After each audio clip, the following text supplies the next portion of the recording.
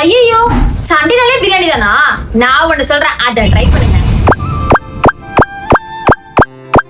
அதுக்கு chicken, garam masala, coriander powder, chilli powder, 2 பச்சை மிளகாய், இஞ்சி பூண்டு பேஸ்ட் அரைச்சிக்கணும், Greek yogurt, tomato sauce, salt, lemon juice.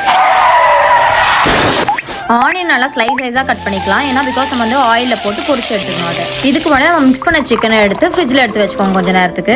இதுல நம்ம ஸ்பைசஸ் எல்லாமே ஆட் பண்ணிக்கலாம். நெக்ஸ்ட் நம்ம மிக்ஸ் பண்ண சிக்கன் போட்டுக்கணும். அப்புறம் கொரியண்டர் லீஃப், ஃப்ரை பண்ண ஆனியன், அப்புறம் ஹனி போட்டு க்ளோஸ் பண்ணி வச்சிடணும். அவ்வளவுதான். இது இப்படிதான் இருக்கணும். இது 1 pot பிரியாணி. ஸோ இதே பேன்ல யூஸ் பண்றோம். கொஞ்சம் கீ, அப்புறம் வாட்டர் போட்டு, சால்ட் போட்டு, அப்புறம் நெக்ஸ்ட் ரைஸ் போட்டு வச்சிட வேண்டியதான்.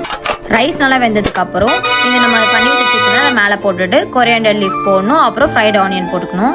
நெக்ஸ்ட் கறி துண்டு போட்டுட்டு கீ ஊத்திட்டு இந்த ஸ்மோக் எஃபெக்ட் நல்லா கொடுக்கணும். அப்போ சூப்பராகவே இருக்கும் அந்த டேஸ்ட்.